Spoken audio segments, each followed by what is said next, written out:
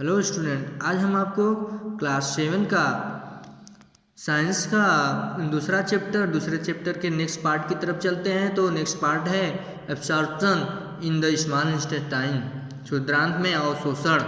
The digest food can now pass into the blood vessels in the wall of the intestine. The process is called absorption. पचा हुआ भोजन अवशोषित होकर क्षुद्रांत की भित्ति में स्थित रुधिर वाहिकाओं से चला जाता है। इस प्रक्रम को अवशोषण कहते हैं। इस प्रक्रम को क्या कहते हैं? एब्जॉर्प्शन कहते हैं। क्षुद्रांत की आंतरिक भित्ति पर अंगुली के समान उभरी हुई संरचना होती है, जिन्हें दीर्घरोम तथा रसांकुर कहते हैं।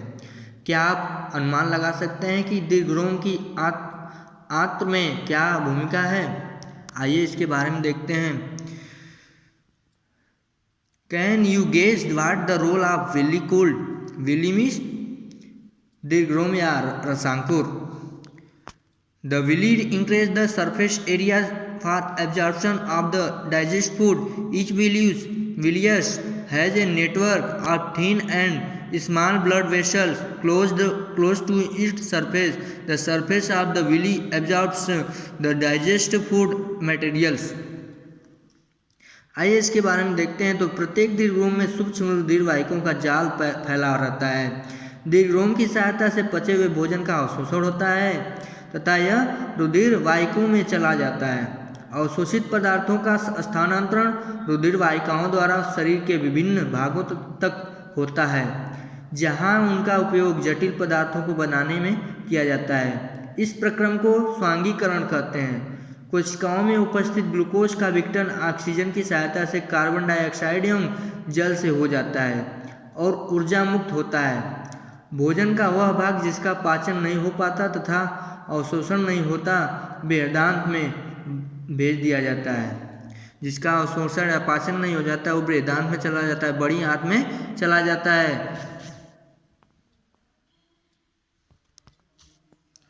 Large intestine. The large intestine बड़ी आंत के बारे में देखते हैं। तो बृहदांत क्षुद्रांत की अपेक्षा चौड़ी एवं छोटी होती है। यह लगभग 1.5 मीटर लंबी होती है। इसका मुख्य कार्य जल एवं कुछ लवणों का अवशोषण करना है। बचा हुआ अपचित पदार्थ मलाशय में चला जाता है तथा अर्धठोस मल के रूप में रहता है। समय समय पर गुदा द्वारा यह मल बाहर निकल जाता है। इसे निष्कासन कहते हैं। इसे क्या कहते हैं? इग्नेशंस कहते हैं। इसे इग्नेशन कहते हैं। घास खाने वाले जंतु में पाचन। Digestion in grass eating animals. Have you observed cow, buffaloes and other grass eating animals चewing continuously even when they are not eating? Actually, they quickly swallow the grass and store in the part of stomach called rumen. क्या आपने गाय, भैंस तथा घास खाने वाले जंतुओं को देखा है? वे उस समय भी लगातार जुगाली करते रहते हैं जब वे खाते नहीं हैं।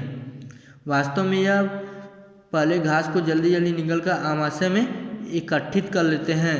यह भाग रुमेन कहलाता है। रूमिनेंट में आमाशय चारों भाग में बटा होता है। रुमेन में भोजन का आंशिक पाचन होता है, जिसे जुगाली कहते हैं, परंतु बाद में जंतुओं को इसके छोटे छोटे पिंडकों के रूप में पुनः मुख में लाता है तथा जिसे वह चबाता रहता है। यह प्रक्रम को रोमंथन कहते हैं। रोमंथन कहते हैं।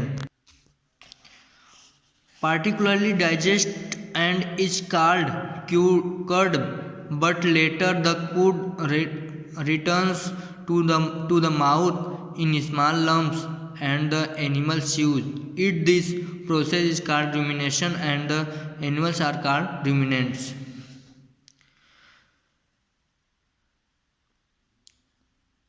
तथा ऐसे जंतु अथवा रोमंथी कहलाते हैं। जो रूमिनेंट करते हैं वैसे जंतु क्या कहलाते हैं? रोमंथी कहलाते हैं। घास में सेलुलोज की प्रचुरता होती है, जो एक प्रकार का कार्बोहाइड्रेट है। किसी रूमिनेंट अथवा रोमंथी पशु, हिरण आदि के रूमेन में सेलुलोज का पाचन करने वाले जीवाणु पाए जाते हैं। बहुत से जंतु एवं मानव सेलुलोज का पाचन नहीं कर पाते हैं। जानवरों जैसे घोड़ा, खरगोश आदि में क्षुद्रांत एवं बृहदांत के बीच एक थैली नुमा बड़ी संरचना होती है जिसे अंधनाल कहते हैं। अंधनाल कहते हैं, क्या कहते हैं? अंधनाल कहते हैं। भोजन के सेलुलस का पाचन यहाँ पर कुछ जीवाणु द्वारा किया जाता है जो मनुष्य के आहार नाल में अनुपस्थित होते हैं।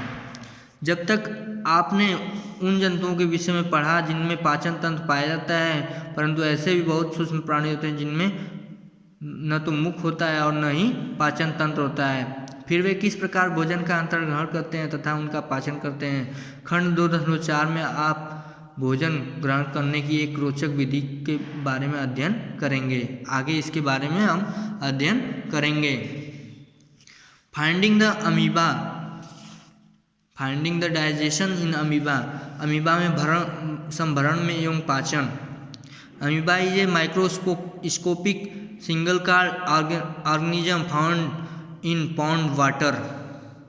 अमीबा जलाशय में पाया जाने वाला एक कोशिकी जीव है। अमीबा की कोशिका में एक कोशिका झिल्ली होती है। एक गोल संघन केंद्र एवं कोशिका द्रव्य में बुलबुले के समान अनेक धमनियां होती हैं। अमीबा निरंतर अपनी आकृति एवं स्थिति बदलता रहता है। यह एक अथवा अधिक अंगुली के समान प्रवर्ध निकालता है जिन्हें पदाप कहते हैं, जो इन्हें गति देने एवं भोजन पकड़ने में सहायता प्रदान करता है।